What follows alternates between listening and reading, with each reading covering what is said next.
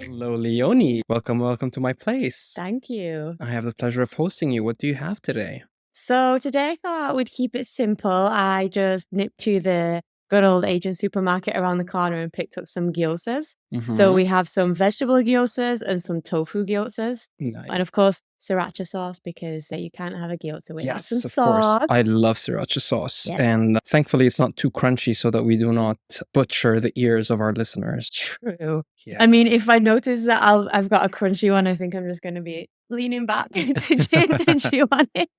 Cool. So our podcast, what was it called? Remind me? Small plates, big ideas.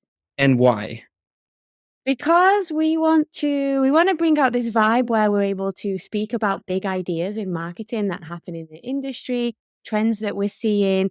We also want to do like educational ideas, but we want to do it in a really casual and cozy way. And what more of a cozy way to do this than to have some nibbles, have some nice tea, do it in a cozy setting. Fantastic. So we're in my kitchen. Yeah. And we're on the dining table. We're going to nibble and talk, have a nice chat. Our podcast is going to be focused on mostly creative, branding, marketing, digital marketing, and everything around that ecosystem. Yes, exactly. Right. Performance, tracking, some of the nerdy stuff, because that's my jam. All right. And I'm on the opposite side where I'm going to be talking about creative, strategy, brainstorming, all the shebang that is around the creative ecosystem. Okay.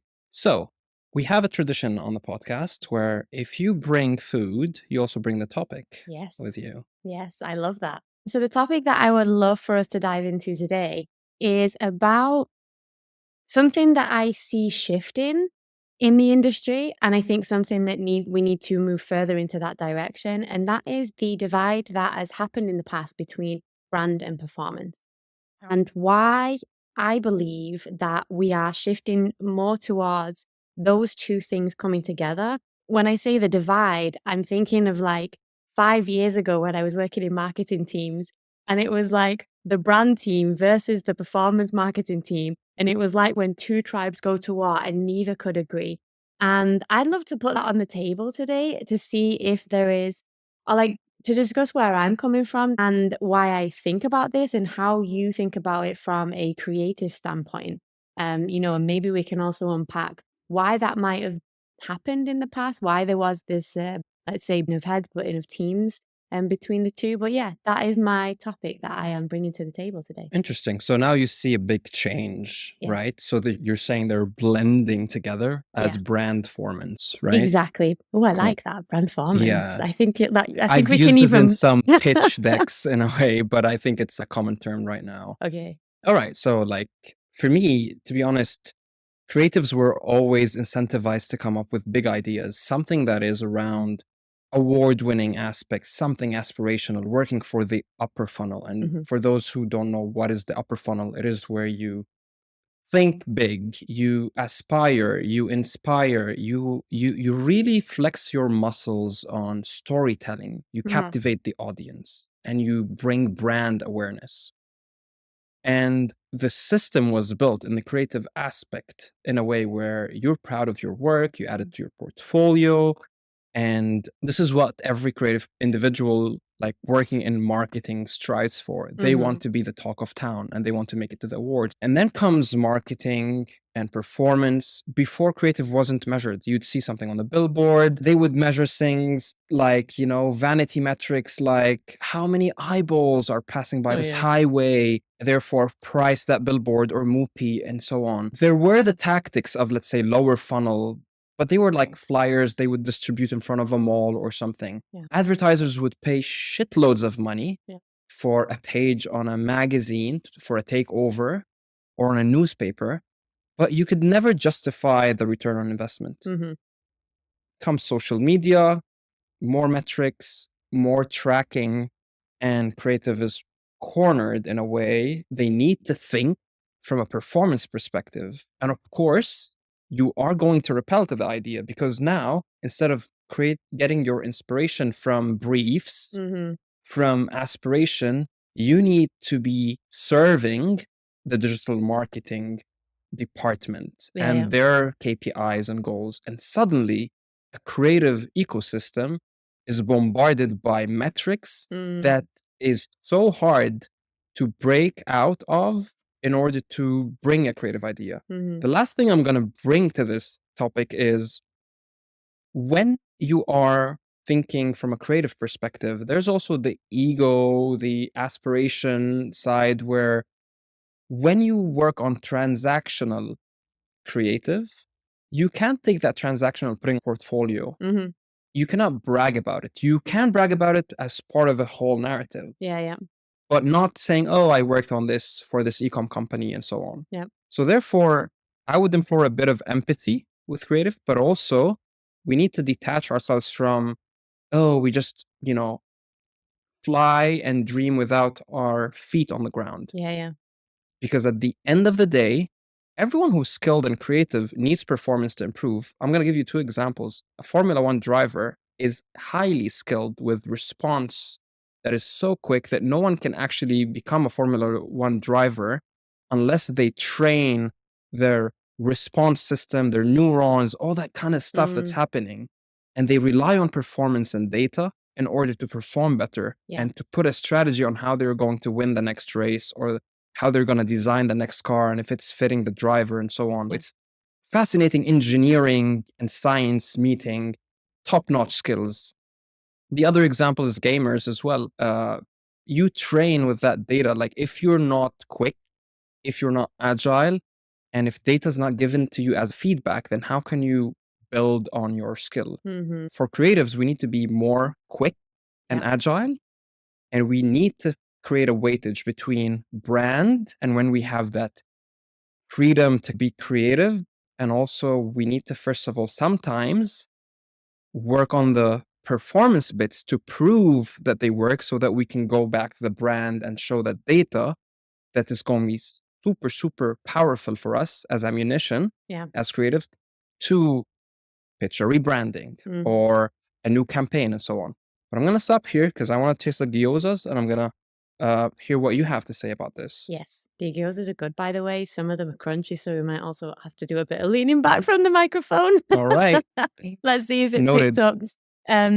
So from a performance aspect, I think that especially when I'd say performance marketing really had the boom a few years ago, where people, and myself included, I was absolutely guilty of this, were just throwing ads out there that had absolutely nothing to do with the brand, like the ugliest creatives.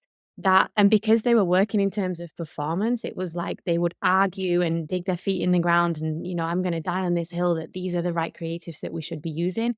And I also did that. That was the narrative that we were going with at the time. And this was where the separation was going on. And I think as a performance marketer, seeing the very lower funnel metrics, it was almost like, what is the point in a brand campaign? If we can do all of this, and make all of this money and have these kind of returns on investment without investing in these cinematic, beautiful campaigns and ads and all of this time and effort that goes into it, then why would we need this kind of thing? I think that this was part of the mindset that was happening. But these days, what we're seeing, especially with a shift more towards incrementality testing and mixed marketing modeling as the industry develops and we're getting a better understanding, we are seeing that actually these campaigns, these upper funnel, beautiful branding campaigns, are heavily contributing to the lower funnel performance. So what I've noticed is when I've been looking at this kind of data is that oftentimes when, let's say if you look at a campaign stack, an upper funnel campaign, a mid funnel campaign, a lower funnel campaign, you will, and if you're looking on the impact of purchases, let's say in the campaigns itself, you will always see that this lower funnel, maybe it's a retargeting campaign, the cost per purchase on that campaign will be very low. It'll be driving a lot of purchases very quickly. If you were to look at the purchases attributed to the upper funnel campaign based on a standard attribution model, it would look really bad. So this is where the idea comes in of like, why even have those campaigns? However, if you isolate the incremental value that these campaigns bring to the business, oftentimes it's the upper funnel campaign that is bringing in most of the incremental value, because the lower funnel campaign might be mostly targeting people who would already buy anyway without the marketing need. And it is the upper funnel campaign that is bringing the new eyes and the new interest into the business that gets them into the funnel. I often don't like using the word funnel, but I'm using that to to make the You can point. say Yeah. journey if it Yeah, makes the you better. journey. That's a little bit nicer than the funnel, because sometimes I feel like when we talk about funnels, it's as though we're treating our audience as like lab rats almost. Yeah. But in the end, it's a journey. Look, Leonie, you mentioned incrementality testing, and Mhm. those are jargons that are, for our audience that are, marketers, but they didn't go into details like incrementality testing. Yeah. What is that? So maybe we can do a podcast on that later, but it Mhm. is just a high level overview. Incrementality testing helps us to understand the overall impact of marketing. Like, what is the uplift that happens because of the marketing campaigns? It really helps us to understand the actual value. And then it helps us to understand how much budget we should put on certain campaigns, how we should allocate the budget. Because it could very well be, to go back to my earlier example, that we might have a lower funnel retargeting campaign that when you look at all of the metrics like the click-through rate and the cost per purchase, the cost per acquisition is super good, but it might not be bringing any incremental value to the business. And if we don't look at the incremental value, you might end up funneling tons of money into that campaign because you think, oh, it's driving all of these purchases, but yet the people that you're targeting would have purchased anyway. So that's like the basic overview of why we should always be doing incrementality testing, is to understand actually what value does the marketing bring. And that just ties in with what we were saying earlier about it also helped us to question, is it right that we're only doing or focusing so much on lower funnel marketing?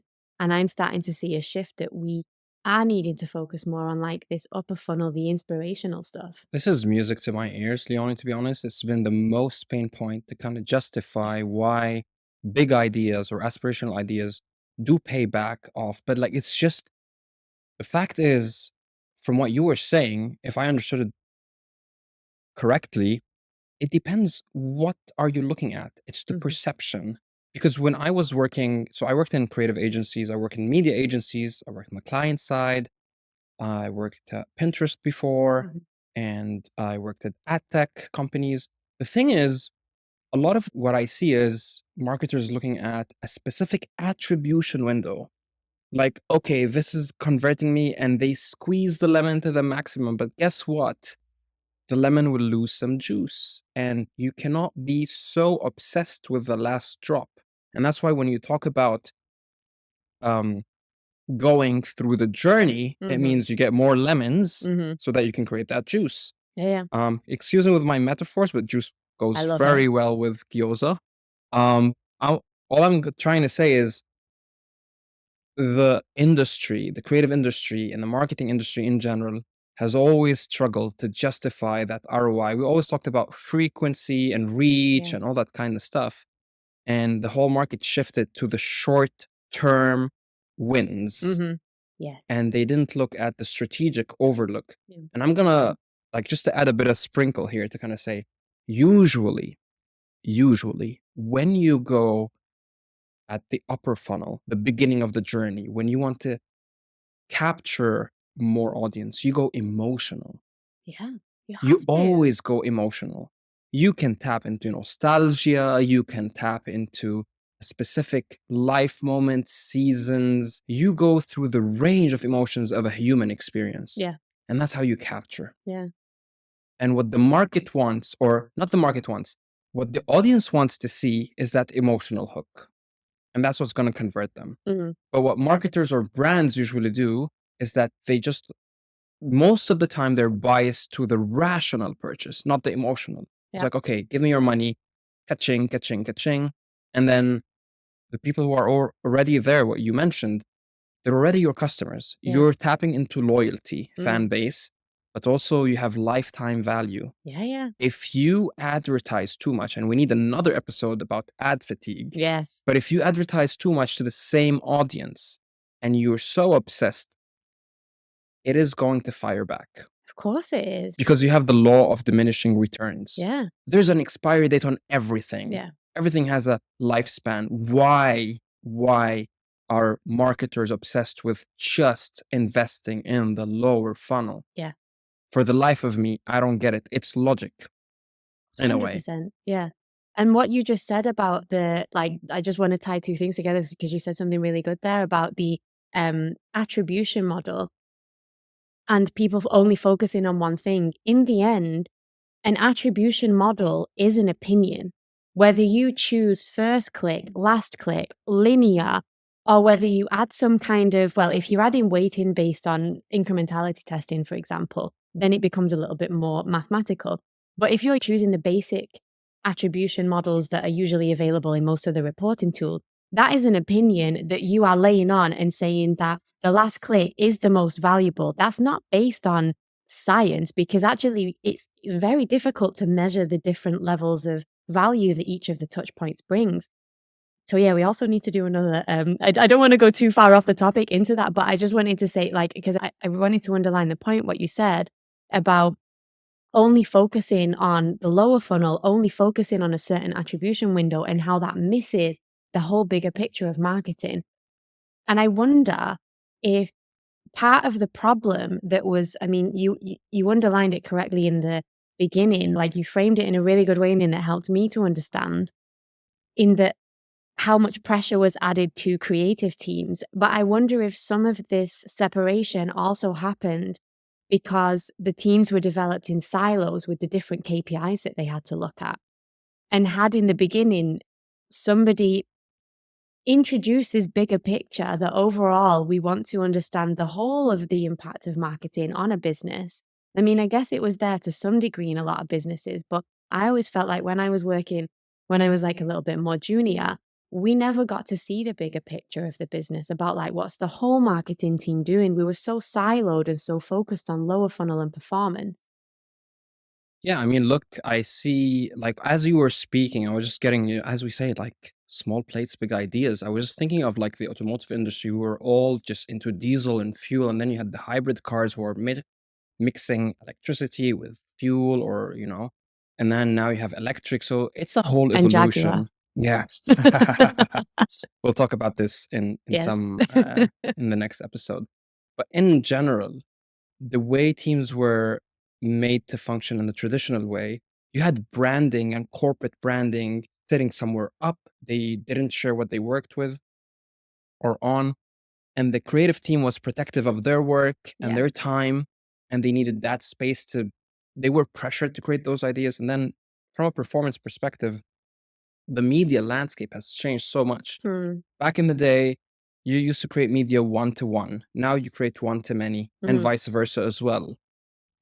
So the variations and the accessibility and the democratization of media through a handheld device and the personalization bought more data, bought more learning. It was like a fire hose to create the industry you worked in, which is, the performance for digital marketing. Happened very quickly, right? It happened super quick. And it actually, creative was falling behind. And then there was this whole kind of, creative never worked with digital marketers before. Like, you had the customer, the brief, and you have the account manager if you were in a creative agency. And all of a sudden you wake up and you see within like a few months or a couple of years, a new category of people that you need to work with, and you don't know what are those metrics. Yeah. What is and it's all like acronyms, and it's overwhelming. Like, what is a CTA? What is a CPM? And what is a CPA? And what is honestly, it's too much. And the change happened, but also there was the education coming in, but people are resistant to change. This has to, and the agencies that really won are the agencies that were programmatic. They were open to technology, thought about it, started creating for it. And now we have this also with AI. You have that resistance as well. Yeah. And it's going to happen. Yeah. Whether you like it or not, the market doesn't care about your feelings. Yeah. You equip yourself, you allow the technology to give you much more reach. It elevates your work. But if you're going to treat it with fear or rejection, you're just creating resistance. And as a matter of fact, you'll just become irrelevant. Yeah. I love that you tapped into the human emotion, because I feel like a lot of things that happen in this industry, there is so much emotion on so many levels, from the way that our ads and our creatives make people feel to the way that we feel about creating the work, right? And I feel like I've overused the word feel and it's lost all meaning, but we're still going to go with it anyway. I feel like at the very core, it taps into the human emotion of not being good enough. So, for example, when the creative team realized that they had to work with a bunch of performance marketers who were pumping out ads that looked like they'd created them on Microsoft Paint, but they were getting all of the attention because it was generating so much revenue and it was so quick and easy to do and it was easy to scale, the creative people probably, was there some fear of getting like shoved out of the job because it was like, okay, maybe we're not needed anymore? Did that happen at some point?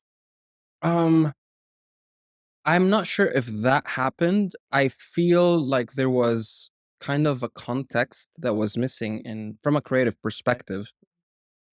When you're crafting for ads that are well thought, you're creating mood boards, you're creating collages, you're brainstorming, you're exchanging ideas, you're creating option 1, 2, and 3, you're pitching, you're putting passion into it. Mm. And suddenly, digital marketing and social marketing in specific, like for creatives, started becoming like the printing press. Mm-hmm. And if I wanted to kind of give you a shopper's experience, imagine you walk into a very well thought of department store that has a specific entrance, visual merchandising in a way, there's a flow to putting Mm-hmm. the products, and then try to contrast this with a bazaar Yeah. of people yelling, saying, 5% discount, buy one, buy two, get one free. I'll give you a free something with this, and they bundle. And therefore you are comparing really an experience from a shopper's perspective that is retail crafted with a journey, with a music in mind, with an experience, versus a place. You go to a bazaar because you want to get deals, Mm-hmm. because you want to capture something that is, too good to, I don't know, walk away from. But you intentionally go to a very well, I don't know, a brand that has a great experience like Apple, and you walk through and you look at Yeah. the devices and you take your time. And creative was done in a way to serve that use case. Mm-hmm. You need to, um, capture, and it needs to resonate, it needs to tell a story and bring your emotion. Yeah. And then you'll have a bias or this nostalgia or an emotional appeal to that, and then you're going to convert. Even if you don't convert at the moment, you go back and you think, I really like this pair of shoes, I really like that new iPhone, Yeah. I respect the design, I like the new features, I like, that kind of stuff. And sometimes you take your time to kind of capture that message. And with digital marketing evolving in a way to bring social, and what you're talking about, that frequency of like printing press, very quick creatives, Yeah. it's touch-ups, it's finalizing, it's not well thought creative processes, but it has a different function. There's no wrong and right again. No. You need to opt in and out. The best scenario is to create that whole journey and link the consistency from Yes. the beginning of the journey to the end. Yeah. And have brand guidelines that allow to become a framework so that your brand, wherever it needs to present itself, has a really solid ground to stand on. Yeah. And therefore you rinse and repeat. Yeah. Yeah. It makes sense. And I'm glad that you said that, because I was thinking, we're talking about performance going up the funnel to support creative, to give them direction, to give you guys direction, to say like, hey, we're seeing this as like really performing in terms of it's bringing a lot of incremental value. And then if we want to say that creative can support performance marketers going down the funnel by saying, hey, we understand that, performance creatives have a different need to the upper funnel creatives, but in the end, we still don't want to be putting out these like Microsoft Paint. No disrespect to Microsoft Paint, but we all know the standard of what's going on there. If when we're creating these kinds of things in there, but like to elevate the performance creatives, but in a way where it still gives the performance marketers freedom to do this kind of printing press quick speedy advertising? I think it really matters on, we say content also needs to be defined in context. Mhm. So I'll give you an example of the social ecosystem. Where do you go right now on the social channels for inspirational storytelling from brands? It's YouTube. Yeah. And it's Pinterest. It's polished. It captures you. It's giving you a lot of clean, well thought, creative to explore on digital. Yeah. So I would say like Pinterest is like the Vogue magazine, the Cosmopolitan magazine, the very well thought photography editorial aspects. Yeah. And then YouTube has that of TVC equivalence in Yeah. a way. But then on the other side of the spectrum, with salesy bazaar like, you see that on Amazon ads, you see that on Meta. Mm. Instagram is a bit more polished, but it's actually really capturing what it took from the former Facebook Mhm. and so on. So you have a mix of both. But what I wanted to kind of bring to the table here is to kind of just tell you that the context, which is the platform, defines the creative Mhm. in a way. And I can see Meta finding it very hard to go up the funnel Yeah. for specific advertisers, let's say luxury and so on, which is a very easy win for YouTube and Pinterest. Mhm.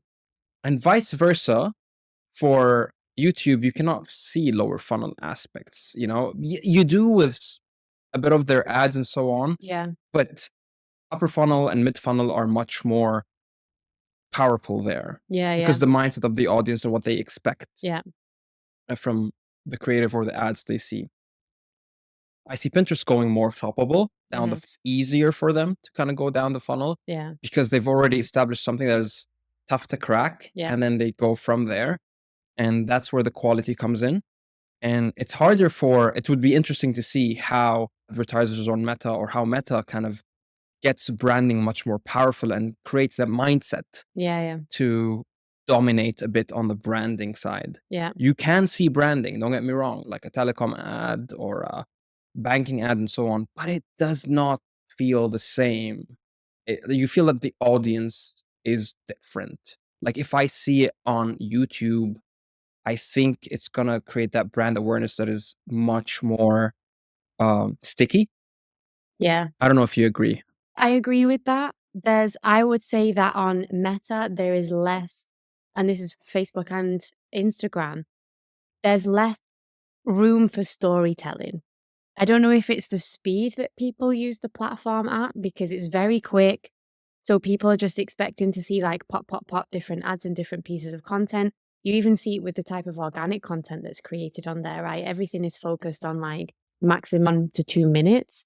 I know that TikTok's kind of the same. They've just introduced I like wanted to ask you 10-minute about videos. that, like Mhm. because you're talking about speed Yeah, yeah. and like TikTok, where does it sit for you in the funnel? And like as someone who's working on performance, if you had to advise and consult an advertiser or a big brand, Mhm. where would you position them in terms of context and creativity? So in terms of TikTok, even though it's a speedy platform, I would say that I would position it as more of an upper funnel, not necessarily for storytelling, but for volume. Mhm. Because there is so many users on there, and in general, when you're advertising on TikTok, they let's say, and I'm going to get into some nitty gritty detail. When you're in the TikTok ads manager and you start to put your targeting on, it very quickly tells you, no, this targeting's too narrow. You need to broaden it. And when you look at the audience size, it's pretty big. When you apply similar, because obviously it's never going to be the same, when you apply similar targeting on Meta and you look at the audience size, Meta says that this audience is broad. So just in the way that the two Oh, wow. platforms interpret the audience sizes, to me, TikTok is I don't want to say like a spray and pray platform where they're just pumping impressions out, because there's more of a performance aspect to it than that. But the audience size is much broader. The reach is a lot higher. But I wouldn't say that it is a platform where you can tell a really long story. Like, for example, I don't know if you've seen it, Disney have just released this holiday advert that's like 4 minutes long. Okay. It's a very emotional thing about a kid that goes into the sea and finds an octopus. Sounds a bit weird now when I'm thinking about an octopus and a Christmas ad, but it's a long ad, right? It's a long ad. I wouldn't suspect that maybe if it's Disney, it might work on TikTok because obviously Disney have already got the brand.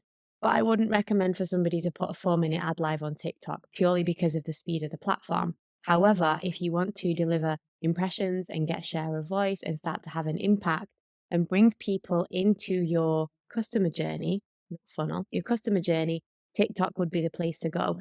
I also don't know on the other side if it's because the TikTok platform in terms of performance is far less advanced than Meta, which is to be expected because Meta's been around for a lot Yeah. longer than TikTok. And I think TikTok is still they're still making a lot of changes with how the performance side looks in terms of the features that are available. So it could also be, because in my experience, when I've ran performance campaigns on TikTok, they have not been anywhere near as lucrative as the Meta performance campaign.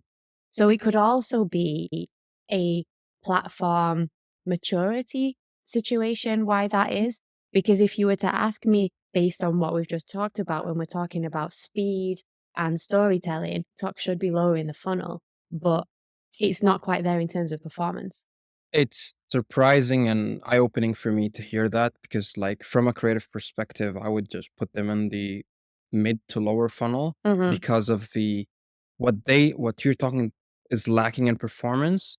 I think what they do is they compensate with word of mouth, affiliate marketing, Yeah. creators in a way, and trends. A lot of like, I don't know if we could call them trends or fads because maybe they would last for like shorter periods. Yeah.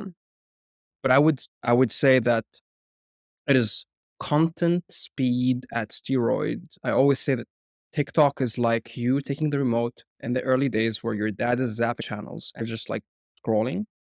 And there's one thing that's going to stop you. Mm-hmm. It's a hook in a way.